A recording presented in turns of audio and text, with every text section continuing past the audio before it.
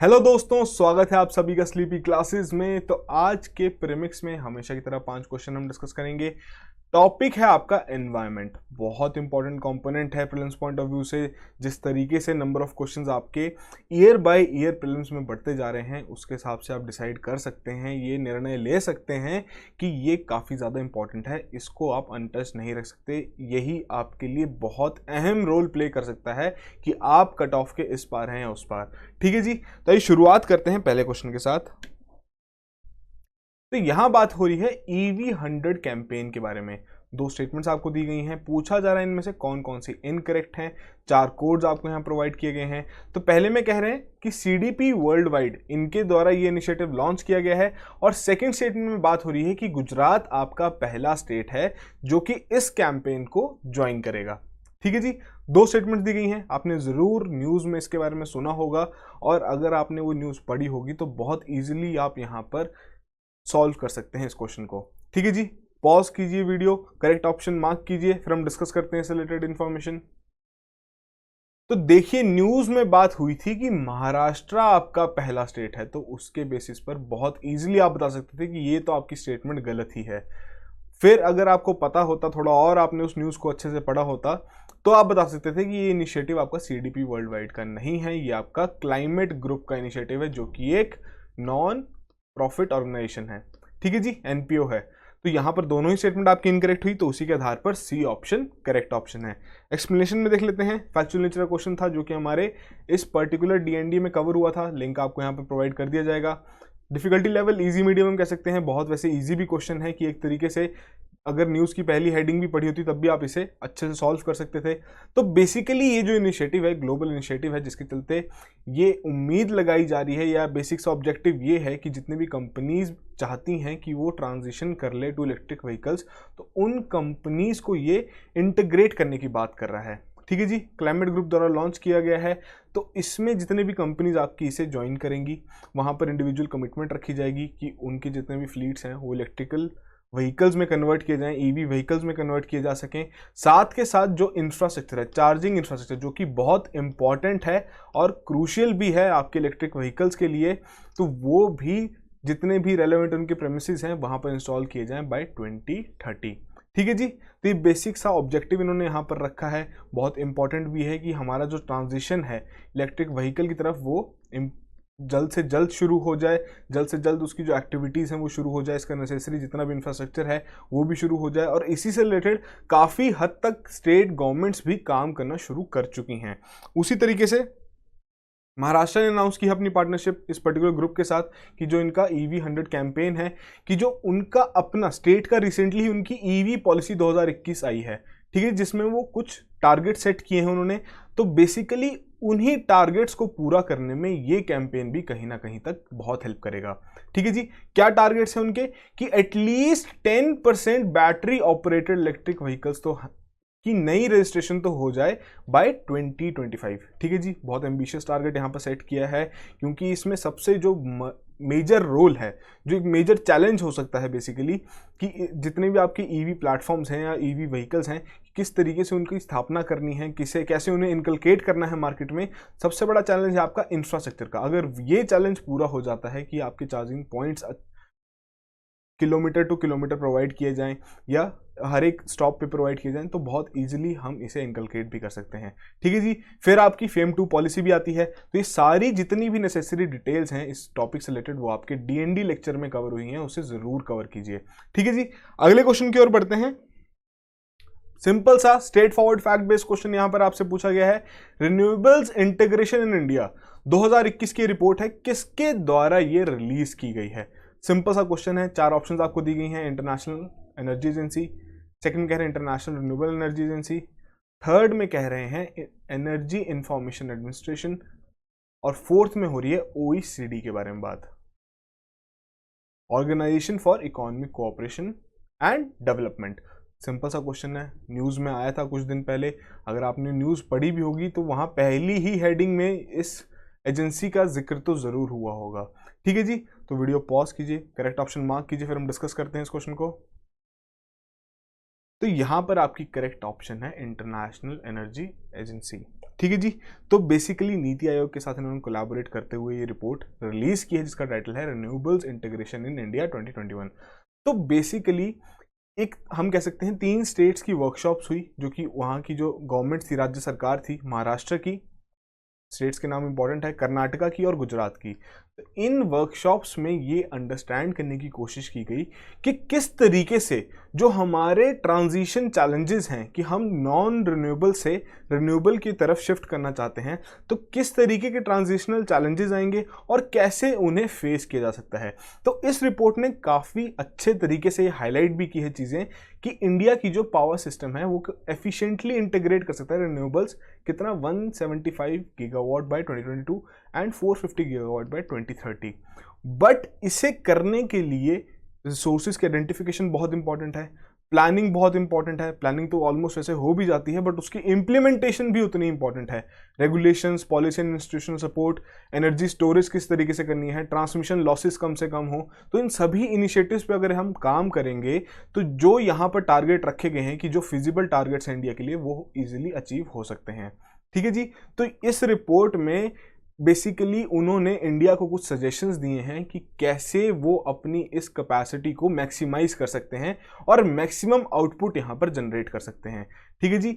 अच्छे से रिपोर्ट आपकी डीएनडी में डिस्कस हुई, आप जरूर इसे वहाँ जाके देखिए। साथ के साथ जितनी भी ऐसे आपकी रिपोर्ट्स रहती हैं, प्रिलिम्स पॉइंट ऑफ व्यू से तो इंपॉर्टेंट है ही, किसके द्वारा लॉन्च की गई है, क्या डोमेन था जिसमें उन्हें लॉन्च किया गया, और क्या की फाइंडिंग्स हैं। साथ के साथ जो ये की फाइंडिंग्स रहती हैं, ये आपके मेंस आंसर राइटिंग में भी काफ़ी हेल्पफुल रहती हैं कि आप इन पॉइंट्स को वहाँ कोट करते हुए अपने पॉइंट को जस्टिफाई कर सकते हैं। ठीक है जी। सिंपल सा क्वेश्चन था, इजी नेचर का। थर्ड क्वेश्चन की ओर बढ़ते हैं। सोकर वेटलैंड कॉम्प्लेक्स, इससे रिलेटेड 3 स्टेटमेंट्स आपको दी गई हैं। आपने रिसेंटली इसके न्यूज़ में ज़रूर सुना होगा इसके बारे में। पिछले 4-5 महीनों में पूछा जा रहा है कि करेक्ट स्टेटमेंट कौन कौन सी हैं। 4 कोड्स आपको यहां प्रोवाइड किए गए हैं। तो पहले में कह रहे हैं कि इसे प्रपोज किया गया है कि इसे रामसार साइट्स की जो लिस्ट है उसमें इंक्लूड किया जाए। सेकंड में कह रहे हैं ये आपकी इंपॉर्टेंट बर्ड एरिया भी है, आईबीए का इसे दर्जा भी दिया गया है as per bird life international. और थर्ड में बहुत ही स्ट्रेट फॉरवर्ड फैक्ट बेस्ड चीज पूछी गई है कि जो आपका ब्लैक नेक्ड क्रेन है वो भी इस रीजन में पाया जाता है। ठीक है जी। 3 स्टेटमेंट्स दी गई हैं। बहुत सिंपल सा क्वेश्चन है, थोड़ा सोचिए इसके बारे में। करंट अफेयर्स जो आपने पढ़े हैं पिछले 5-6 महीनों में, उसे रिवाइज करने की कोशिश कीजिए। बहुत इजीली आप इस क्वेश्चन को यहां सॉल्व कर सकते हैं। तो देखिए, ये जो प्रपोजल है ये बहुत पहले रखा गया था, एक्सेप्ट भी कर दिया गया है, और ये जो साइट है सोकर वेटलैंड कॉम्प्लेक्स, ये आपका रामसार साइट्स में इंक्लूड कर दिया गया है। तो पहली स्टेटमेंट तो गलत हो ही गई। सेकंड और थर्ड बिल्कुल करेक्टली बताया गया है। इंपॉर्टेंट बर्ड एरिया का डेजिग्नेशन इसे दिया गया है बर्ड लाइफ इंटरनेशनल द्वारा, और ये जो पर्टिकुलर स्पीसीज है ब्लैक नेक्ड क्रेन, ये इस रीजन में पाई जाती है। ठीक है जी। तो यहां पर आपकी सी ऑप्शन करेक्ट ऑप्शन है। फैक्चुअल नेचर का क्वेश्चन था, डिफिकल्टी लेवल हम इजी भी कह सकते हैं, क्योंकि अगर आपको एक फैक्ट भी पता होता है इसके बारे में तो भी आप बहुत इजीली यहाँ सॉल्व कर सकते थे। ठीक है जी। तो बेसिकली ये जो आपका सोकर बेसिन है, हाई एल्टीट्यूड वेटलैंड कॉम्प्लेक्स है, जहाँ पर आपके 2 प्रिंसिपल वाटर बॉडीज हैं। ठीक है जी। उन दोनों के नाम आपको यहाँ पर दिए गए हैं। आपका फ्रेश वाटर लेक है, आपका हाइपरसलाइन लेक है। तो ये आपका A1 कैटेगरी में आता है, मतलब इंपॉर्टेंट बर्ड एरिया की कैटेगरी में आता है, क्योंकि बेसिकली जो आपका सेंट्रल एशियन फ्लाईवे है, ठीक है जी, उसके लिए की स्टेजिंग एरिया ये रीजन माना जाता है। इसके अलावा और कौन कौन सी स्पीशीज हैं जो कि इस पर्टिकुलर रीजन में पाई जाती हैं, उनकी लिस्ट आपको यहाँ पर दी गई है। बहुत इंपॉर्टेंट है। आपको वहाँ पर हो सकता है कुछ स्पीशीज के नाम दे दिए जाएं, फिर आपसे पूछा जाए ये आपका सोकर वेटलैंड कॉम्प्लेक्स में इनमें से कौन कौन सी स्पीशीज पाई जाती हैं। तो अगर आप ये जो लिस्ट है इसे अपने नोट्स में कंपाइल कर लें और टाइम रहते रिवाइज करते रहें, बहुत इजीली प्रीलिम्स तक आप इसे रिटेन कर सकते हैं। ठीक है जी। सिंपल सा क्वेश्चन था। बढ़ते हैं अगले क्वेश्चन की ओर। फोर्थ में बात हो रही है कि रिसेंटली ही एक ड्राफ्ट अगरवुड पॉलिसी 2021 रिलीज की गई है एक स्टेट द्वारा। उसी से रिलेटेड आपको 3 स्टेटमेंट्स दी गई हैं और 4 कोड्स की हेल्प से आपको बताना है कि इन स्टेटमेंट्स में से करेक्ट कौन कौन सी है। पहले में कह रहे हैं कि ये मेघालय द्वारा रिलीज की गई है। ठीक है जी। सेकंड में कह रहे हैं जो आपकी अगर प्लांटेशंस हैं वो सूटेबल और preferable for planting in warm and high humid सब ट्रॉपिकल क्लाइमेट रहता है। और थर्ड में कह रहे हैं कि आपके हर्बिसाइड्स में यूज होती है अगरवुड। ठीक है जी। बहुत सिंपल सा क्वेश्चन है। न्यूज अगर आप डेली फॉलो कर रहे हैं, डेली डीएनडी का जो हमारा इनिशिएटिव उसे फॉलो कर रहे हैं, बिल्कुल भी आपको दिक्कत नहीं आनी चाहिए इस क्वेश्चन को आंसर करने में। तो वीडियो पॉज कीजिए, करेक्ट ऑप्शन मार्क कीजिए, फिर हम डिस्कस करते हैं यहाँ। तो देखिए जो यहां बात हो रही है कि ड्राफ्ट अगरवुड पॉलिसी 2021 किसके द्वारा लॉन्च की गई है? त्रिपुरा द्वारा। और अगर आपने इसको न्यूज में कहीं पे भी हेडिंग में पढ़ा होता तो उसके आधार पर आप पहली ऑप्शन तो वैसे ही एलिमिनेट कर देते कि जी नहीं, ये तो है ही नहीं।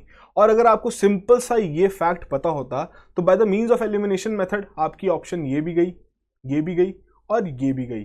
ठीक है जी, तीनों ही ऑप्शंस ए, सी और डी आपकी एलिमिनेट होगी। बचती क्या है हमारे पास? बी ऑप्शन, और वही यहां पर करेक्ट ऑप्शन भी है। ठीक है जी। अब जो आपका अगरवुड है ये हर्बिसाइड्स में यूज नहीं होता। बेसिकली इसकी आपकी कुछ कॉस्मेटिक हम कह सकते हैं प्रॉपर्टीज हैं या मेडिसिनल प्रॉपर्टीज हैं, जिनके बारे में भी हम डिस्कस करेंगे। तो फैक्चुअल नेचर का क्वेश्चन था, मीडियम हार्ड डिफिकल्टी लेवल। अब आप कितने अच्छे तरीके से करंट अफेयर्स फॉलो कर रहे हैं, रेगुलरली डीएनडी देख रहे हैं, उसी के बेसिस पर फॉलो करेगा। ठीक है जी। तो बेसिकली ये जो पॉलिसी निकाली गई है, बेसिक सा एम यहाँ पर राज्य सरकार का यही है कि जो अगरवुड का बिजनेस है उसको और डेवलप किया जा सके, और ज़्यादा उसमें इनकलकेशन की जा सके टेक्नोलॉजी की, और साथ के साथ 2000 करोड़ इकोनॉमी का ये टारगेट रखा गया है उस स्टेट के लिए विद इन 2025। ठीक है जी।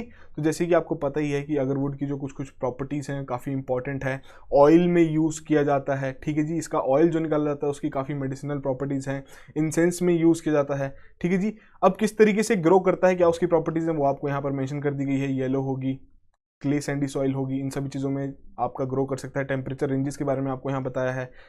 इसके अलावा रेनफॉल कितनी चाहिए। तो ये जो बेसिक सी डिटेल्स रहती हैं, कई बार आपको डायरेक्टली फैक्ट इस तरीके से भी पूछ लिया जाता है कि वहां पर न्यूज में तो आइटम ये आई अगरवुड के बारे में, बट आपसे उससे रिलेटेड करंट अफेयर क्वेश्चन नहीं पूछा गया, स्टैटिक क्वेश्चन पूछ लिया गया। तो उन स्टैटिक क्वेश्चन में क्या आएगा? इस तरीके की इंफॉर्मेशन नहीं होगी जो पूछी जाएगी।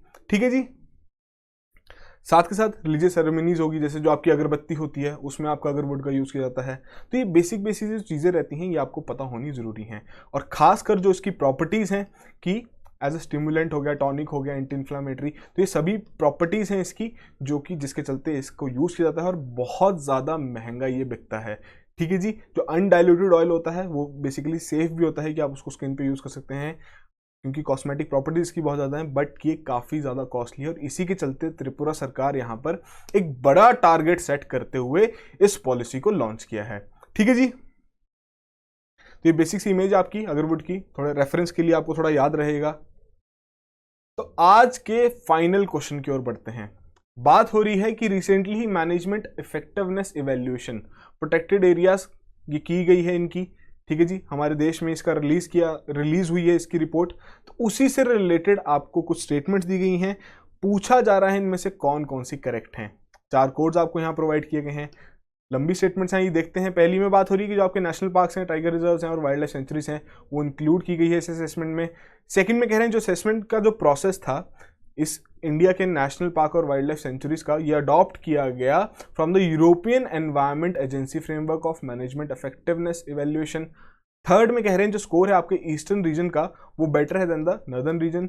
फोर्थ में कह रहे हैं जो आपकी रिपोर्ट थी रिलीज की गई है ministry of environment, forest and climate change द्वारा। तो 4 स्टेटमेंट्स हैं, 4 कोड्स आपको दिए गए हैं, बताना है इनमें से कौन कौन सी करेक्ट हैं। ठीक है जी। थोड़ा सोचिए इसके बारे में। हमारा जो आज का 2 मिनट्स का सेशन था वो आपका पर्टिकुलरली इसी टॉपिक के ऊपर था। अगर आपने वो अच्छे से देखा हो और उसके नोट्स बनाए हो, अच्छे से पढ़ा हो उस पूरे सेशन को, बहुत इजीली यहाँ आप इस क्वेश्चन को सॉल्व कर सकते हैं। वीडियो पॉज कीजिए, करेक्ट ऑप्शन मार्क कीजिए, फिर हम डिस्कस करते हैं इस क्वेश्चन को। तो देखिए इसमें आपके नेशनल पार्क्स और वाइल्ड लाइफ सेंचुरीज ही इंक्लूड की गई थी, जो कि आपको शायद सेकंड स्टेटमेंट में भी काफ़ी हद तक क्लियर हो जाता। ठीक है जी। तो पहली तो आपकी गलत होगी, बट जो इसका प्रोसेस था वो यूरोपियन एनवायरमेंट एजेंसी से नहीं लिया गया था, जो उनका फ्रेमवर्क था उसे अडॉप्ट नहीं किया गया था। तो सेकंड स्टेटमेंट भी आपकी यहाँ पर गलत है। तो उसके आधार पर सिर्फ थर्ड और फोर्थ ही आपके पास ऐसी ऑप्शन बचती है जो कि यहाँ पर करेक्ट है, और वही यहाँ करेक्ट आंसर भी है। C option is your correct option. तो आज के 2 मिनट्स में इसका जिक्र किया गया था, आप लिंक यहाँ देख सकते हैं। अगर आपने नहीं पढ़ा है इस टॉपिक के बारे में, आप डिटेल में पढ़िए। तो बेसिकली ये जो पूरी रिपोर्ट रिलीज की गई थी, जो इसका पूरा असेसमेंट प्रोसेस था, वो अडॉप्ट किया गया था international union for the conservation of nature, IUCN world commission on protected areas. इसका जो फ्रेमवर्क है ऑफ मैनेजमेंट इफेक्टिवनेस इवैल्यूएशन, इसे यहाँ पर अडॉप्ट किया गया और काफ़ी कंट्रीज में भी अडॉप्ट किया जा रहा है। ठीक है जी। तो बेसिकली जितने भी आपके नेशनल पार्क्स और वाइल्ड लाइफ सेंचुरीज हैं उनकी असेसमेंट यहाँ पर की गई, किस तरीके से कि जो उन्हें क्या उनका ऑब्जेक्टिव था जब उन्हें स्थापित किया गया था, और किस तरीके से वो जो ऑब्जेक्टिव उन्होंने वहां रखा था क्या वो उसे फॉलो कर पा रहे हैं नहीं, उसे पूरा कर पा रहे हैं नहीं। तो बेसिकली यही सब चीज़ों की कोशिश की गई इस पर्टिकुलर रिपोर्ट के चलते। ठीक है जी, ministry of environment and forest and climate change द्वारा रिलीज की गई थी। तो जितनी भी इस तरीके की रिपोर्ट्स रहती हैं, पहले भी हम डिस्कस कर चुके हैं, आपके दोनों ही prelims as well as mains point of view से इंपॉर्टेंट है। फिर बात करें थोड़े से फैक्ट्स के बारे में, क्या क्या इसमें रहे थे कि तो यहाँ पर आपका जो ओवरऑल रीजन वाइज एमई का स्कोर था तो ईस्टर्न का सबसे ज़्यादा पाया गया था। ठीक है जी, और फिर अगर हम पर्टिकुलरली स्टेट वाइज बात करें तो आपका वेस्ट बंगाल हो गया, वहाँ उनका अच्छा स्कोर पाया गया, हिमाचल प्रदेश का अच्छा स्कोर पाया गया। फिर जो आपके बॉटम 5 स्कोर थे कौन कौन से थे, वो आपके उत्तर प्रदेश के थे, हरियाणा, राजस्थान, असम, उत्तर प्रदेश। तो ये बेसिक से आपके नेशनल पार्क्स और वाइल्ड लाइफ सेंचुरीज है जिनके यहाँ पर स्कोरिंग की गई है। ठीक है जी, सबसे ज़्यादा स्कोर इसमें किसका रहा है, आपके हिमाचल प्रदेश का रहा है, जो कि तीर्थन वाइल्ड लाइफ सेंचुरी है। तो ये बेसिक सी जो डिटेल्स हैं बहुत इंपॉर्टेंट है एग्जाम पॉइंट ऑफ व्यू से, इसे जरूर अपने नोट्स में कंपाइल कीजिए और आज का 2 मिनट जरूर देखिए। तो ये थे हमारे आज के 5 क्वेश्चंस। आई होप आप में से सभी ने 5 आउट ऑफ 5 यहाँ पर स्कोर किया हो, बट स्टिल जो भी आपका स्कोर रहा है कमेंट बॉक्स में जरूर मेंशन कीजिए और इसी तरीके से कोशिश कीजिए कि डीएनडी फॉलो करना है डेली। ठीक है जी, जहाँ पर आपके डेली के करंट अफेयर जो कि न्यूज़ में चल रहे हैं वो डिस्कस होंगे, उनसे रिलेटेड जो भी रेलेवेंट इन्फॉर्मेशन है वो डिस्कस की जाएगी। 2 मिनट्स आपको रोज देखना है, इंपॉर्टेंट है, प्रीलिम्स नज़दीक आ रहा है, इंपॉर्टेंट कॉन्सेप्ट्स वहाँ पर डिस्कस किए जा रहे हैं जिसके बेसिस पर क्वेश्चन आपको बन सकते हैं। वहाँ से आपको अपने नोट्स तैयार करने हैं, फिर आपको प्रीमिक्स अटेंड करना है जहाँ पर आप जितनी भी इंफॉर्मेशन आपने इन लेक्चर्स में देखी है उसे आप प्रैक्टिस में लेके आना है। उसके बेसिस पर जितने भी क्वेश्चंस रहेंगे वो हम यहाँ सॉल्व करने की कोशिश करेंगे। ठीक है जी, जाने से पहले एक और पीस ऑफ इन्फॉर्मेशन आप सभी के लिए, बैच 4 के कोर्सेज हमारे लॉन्च कर दिए गए हैं। 31 जुलाई लास्ट डेट है, कुछ ही दिन बचे हैं, एनरोल कर लीजिए। 4 कोर्सेज हैं हमारे, पीसीएम आपका जनरल स्टडीज के लिए, सोशियोलॉजी ऑप्शनल के लिए, पीएसआईआर आपका ऑप्शनल के लिए, and your SA batch for mains answer writing. बहुत इंपॉर्टेंट है मेंस के लिए एसए बैच। सभी क्लासेस 1 और 2 अगस्त से शुरू हो जाएंगी। जितनी भी इससे रिलेटेड डिटेल्स हैं, किस तरीके से इंस्टॉलमेंट प्लान्स हैं, सभी हमारी वेबसाइट पे अवेलेबल हैं। आपकी कोई भी क्वेरीज हैं आप हमें कॉल कीजिए, हम पूरी कोशिश करेंगे आपकी हर एक क्वेरी को रिजॉल्व करने की। ठीक है जी, so that will be all the very best and have a good night.